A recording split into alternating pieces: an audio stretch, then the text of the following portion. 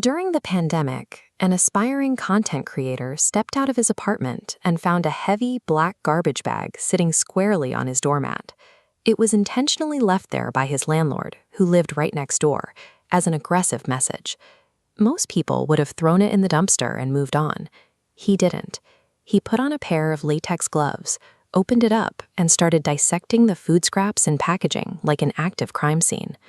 Looking at a forensic breakdown, a discarded coffee cup maps a daily commute, and grocery receipts reveal specific income brackets.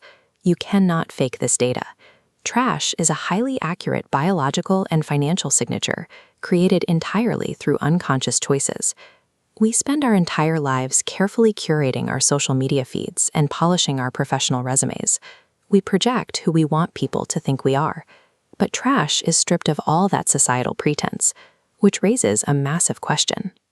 If one garbage bag can expose the exact truth about a single neighbor, what does a planetary landfill reveal about our entire species? The most honest biography a human being ever writes is the waste they leave behind. Modern archaeologists actually prefer garbage over historical texts. They excavate ancient domestic dumps, called midden piles, because while written histories often lie to flatter kings, a layered pit of domestic refuse tells the strict physical truth. In ancient Rome, citizens discarded huge mounds of broken amphorae, the ceramic shipping containers of the ancient world. By mapping out these shattered pots and early latrines, we can accurately track the invention of city infrastructure, exact trade routes, and early class divides. By the medieval era, humans were generating huge amounts of biological refuse in tight, narrow streets. Cities developed early municipal collection systems where workers hauled human waste out of urban centers using horse-drawn carts. This flow chart shows exactly how that biological waste was utilized. In what became known as the night soil economy, human excrement was collected, transported to surrounding farms, used to fertilize crops, and brought back into the city as edible food. Because this material drove the global nitrogen cycle, it was a highly sought-after commodity. It had immense economic value. The modern concept of pollution, a substance with zero utility that just sits there, did not exist. For thousands of years, waste was an entirely biological, cyclical resource. The Industrial Revolution drastically scaled up the absolute volume of societal refuse. Factories turned out coal ash and chemical runoff, overwhelming the local environment's ability to absorb it. By the 1950s, the grocery store became the centerpiece of a new consumer model. Society stopped repairing broken goods and replaced them with the convenience of disposable packaging. Manufacturers adopted an economic strategy called built-in obsolescence.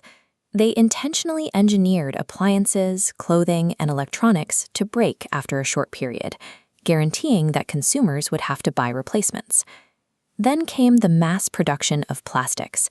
Suddenly, the global economy was running on materials that natural bacteria simply cannot decompose. We completely broke the biological cycle. We started manufacturing and discarding trillions of items that will easily outlive the empires that produced them. Today, our global landfills have reached such extreme proportions that they are visible from space. To manage this staggering volume, wealthy nations routinely export their refuse. This system of waste colonialism relies on an underground economy of informal workers forced to process and carry the crushing weight of modern consumerism. What we discard is a spiritual mirror. It accurately reflects our societal priorities, our actual economic values, and the human costs we are willing to ignore. We construct towering monuments and massive data centers, attempting to leave a permanent legacy of innovation.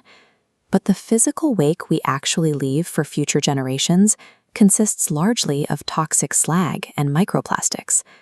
When future archaeologists dig into our strata centuries from now, they won't read our carefully curated social media posts.